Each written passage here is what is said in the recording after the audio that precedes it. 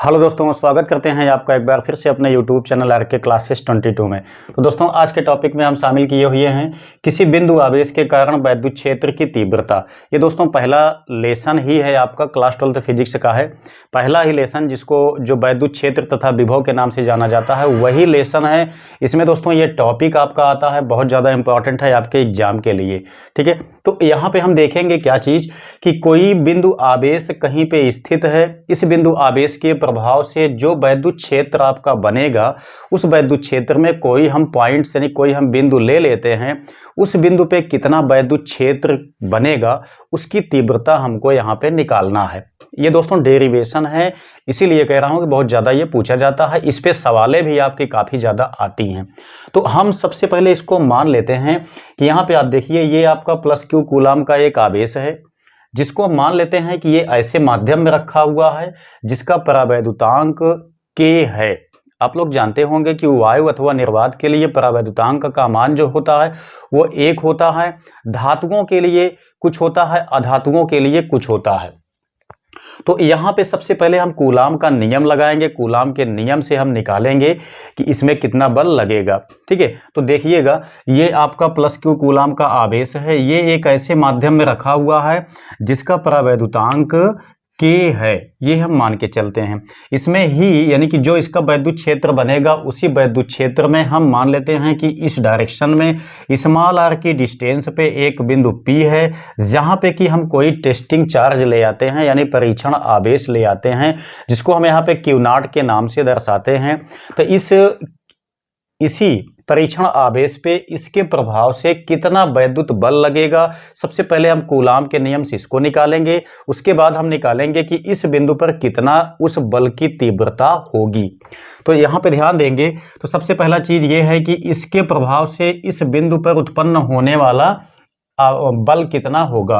Coulomb के नियम से हम चलते हैं तो हम जानते हैं कि लगने वाला बल, देखिएगा ये आपका मान लेते हैं प्लस क्यू है, ये आपका प्लस क्यू नॉट है, तो इसको हम Q1 इसको Q2 मान के हम चल सकते हैं, तभी हम कूलाम का नियम लगाएंगे।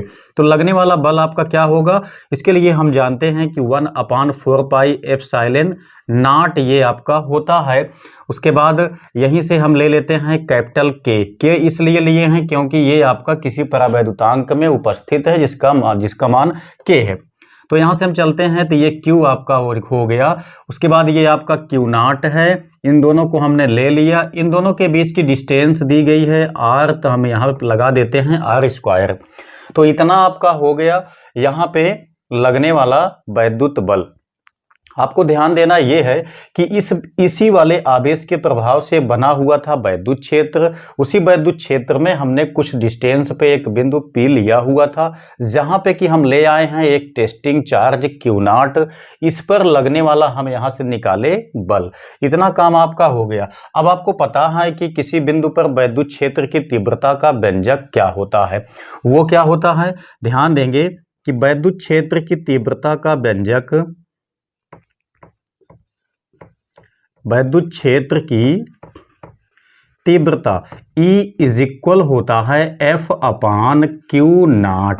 ये होता है किसी बिंदु पर वैद्युत क्षेत्र की तीव्रता का मान। ठीक है, तो यहां से हम क्या काम करते हैं, जो बल हमने यहाँ पे काउंट किया हुआ है इसी बल को हम यहाँ पे पुटअप कर देते हैं।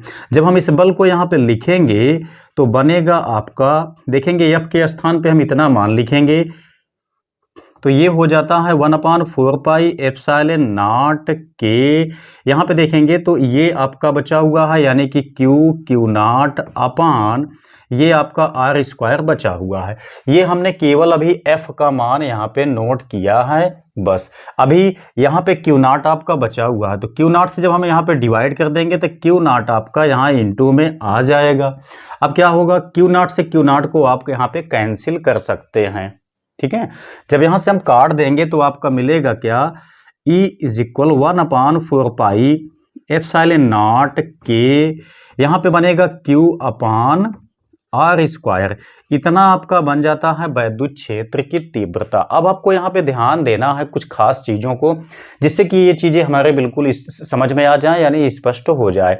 तो इसके लिए आप यहाँ पे देख सकते हैं कि जो यहाँ पे वैद्युत क्षेत्र की तीव्रता आई हुई है उसमें हमें यहाँ पे देख पाते हैं कि ये क्यू नॉट का कोई भी योगदान नहीं है। क्यू नॉट तो सिर्फ हमने यहाँ पे टेस्टिंग के लिए ले आया हुआ था, यानी परीक्षण के लिए हमने यहाँ पे क्यू नॉट को लाया था, ताकि ये बात पता चल सके कि यहाँ पे कितना वैद्युत क्षेत्र बनेगा, उसकी तीव्रता क्या होगी। तो आप देख सकते हैं यहाँ से E = 1/4 पाई एप्सिलॉन नॉट के Q/r², ये चीज आपका आता है, जिसमें क्यू नॉट बिल्कुल भी शामिल नहीं होता है। तो ये बन जाता है आपका यहाँ पे वैद्युत क्षेत्र की तीव्रता। इसी में हम यहाँ पे एक बात मान लेते हैं कि वायु अथवा निर्वात के लिए,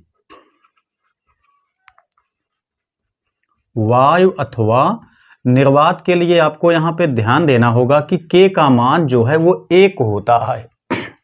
अब हम आगे चलते हैं तो यहां से हमको मिलता है E = 1/4 पाई एप्सिलॉन नॉट, ये आता है आपका Q/r²। तो टोटल फाइनली आपका जो बिंदु P पर वैद्युत क्षेत्र की तीव्रता बनती है वो इतना निकल के आ जाती है। ठीक है, तो ये होता है दोस्तों किसी बिंदु आवेश के कारण वैद्युत क्षेत्र की तीव्रता का एक व्यंजक, जो कि आपके लिए बहुत ज़्यादा आवश्यक है, आपके एग्जाम में बहुत भी पूछा जाता है। अब ध्यान देंगे यहाँ पे कुछ खास चीज़ों को कि यहाँ पे जो बल लगेगा बिंदु P पर उसकी डायरेक्शन क्या होगी, और जो यहाँ पे तीव्रता बनेगी उसकी डायरेक्शन क्या होगी।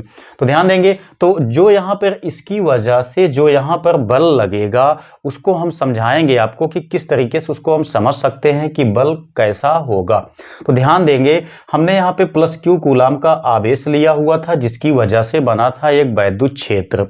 उसी में यहाँ पे जो आपका Q नॉट है उसको भी आप ध्यान से देखिए, तो ये +Q नॉट है, यानी कि प्लस कूलाम का वहां पे भी हम लाए हैं बल, यहां पर भी आपका प्लस कूलाम का बल है। तो अब हम देखते हैं, तो हम जानते हैं कि प्लस प्लस के बीच में प्रतिकर्षण बल लगता है। तो ध्यान देंगे आप यहाँ पे, जो यहाँ पर इसकी वजह से यहाँ पे जो बल लगेगा उसकी डायरेक्शन क्या होगी, O से P की डायरेक्शन में होगी, यानी बल आपका इस दिशा में लगेगा, और जिस दिशा में बल लगेगा उसी दिशा में ही तो बल का परिमाण टोटल आपका डिपेंड होगा। तो बल के अधिकतम मान को ही कहा जाता है उसकी प्रचंडता, या हम कह सकते हैं उसकी तीव्रता। ठीक है, तो तीव्रता का भी मान, मतलब तीव्रता यहाँ पे जो बनेगी उसकी डायरेक्शन भी O से P की दिशा में होगी, जो यहाँ पे बल लगेगा, जो बल यहाँ पे जितना उत्पन्न होगा उसकी भी डायरेक्शन O से P की दिशा में ही होगी। ठीक है, तो ये दोस्तों था आपका टॉपिक। उम्मीद करते हैं कि चीजें आपके निश्चित ही समझ में आई होंगी। बहुत बहुत धन्यवाद।